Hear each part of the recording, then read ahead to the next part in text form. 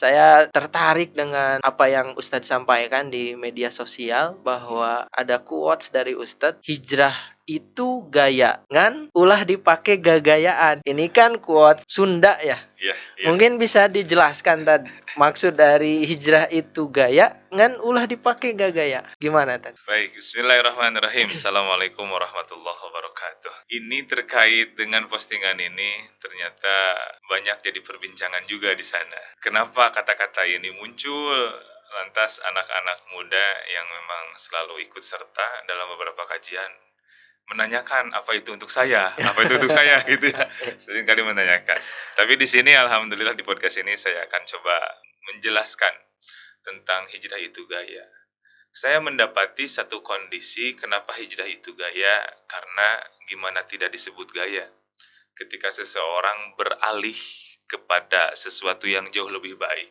Bukankah itu sesuatu yang akan membanggakan dirinya, keluarganya, bahkan orang-orang sekitarnya. Sehingga quotes ini lahir dari pemikiran itu. Hijrah itu gaya.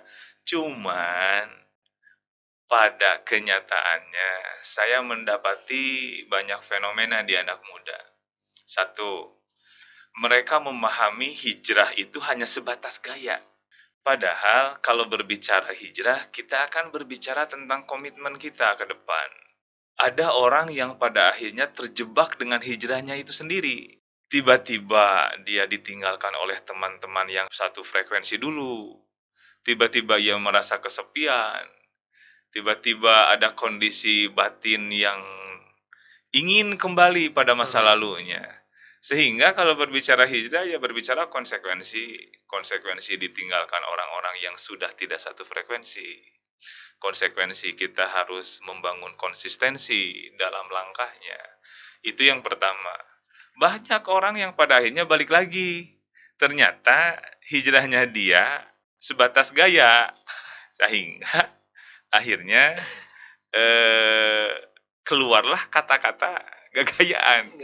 Jadi gaya di awal itu dia tidak tahu ke depan itu hijrah akan seperti apa. Itu yang pertama. Yang kedua, terkait tentang hijrah, ada yang hanya sebatas hijrah itu sebagai model atau eksistensi semata. Karena apa? Karena seringkali kita mendapati anak muda hari ini, sebejat-bejatnya anak muda, ia ingin mendapati pendamping hidupnya yang solihah. Sebejat-bejatnya seorang wanita di masa lalunya, ia ingin mendapati seorang imam yang mengenalkan dan membimbingnya menuju ke arah jauh lebih baik. Dan ini malah menjadi peluang iblis masuk. Jadi ada yang pada akhirnya saya mendapati satu kondisi di beberapa anak muda, saat dia sudah mendapatkan apa yang dia inginkan, sampai akhirnya ada akad pertikahan, hijrah itu malah sebatas sampai sana gitu. Akhirnya keluarlah bahasa yang tadi. Ternyata bahasa gagayaan yang saya maksudkan di sana, orang akhirnya mendapati satu kondisi ini malah jadi eksistensi semata untuk menjerat apa yang dia inginkan. Termasuk yang tadi, masalah perjodohan, pernikahan. Kan wanita mencari calon imam. Soleh. Iya.